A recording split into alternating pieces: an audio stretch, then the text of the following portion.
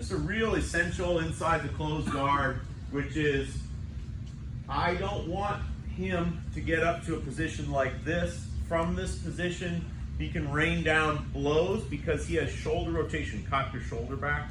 You see how much he can bring that back? This is where he can do real damage, okay? So I don't really want him in those types of positions. So I'm going to use, whenever I can get him into the closed guard and we end up with a chest-to-chest situation, I want to maintain this so that he can't rotate his shoulders to hit me very hard. He will hit you, okay? Don't have that mistaken. But what I'm going to do is I take my head off the ground. I take my butt off the ground. And I bring my legs up basically as high up the back as I can. And I want my knees to point into the mat.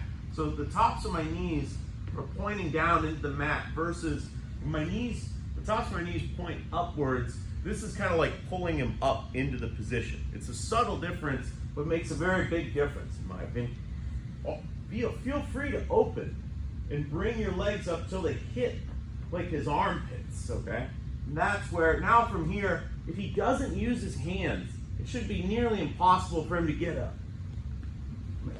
He can use his hands to get up, and that's what we want, okay? We want him putting his hands on the mat. We want him putting his hands on us, okay? Because that means he's not, when he doesn't have to do that, then his hands are free to really start launching attacks, okay? So that's the first thing I want you to work on is your partner, if you're holding this correctly, butt off the ground, head off the ground, and this is still pretty relaxed for me, it should be very, very hard for him without the use of his hands to get upright, okay? That should be taken away from him. He should have to use his hands to get upright. 1, 2, 3.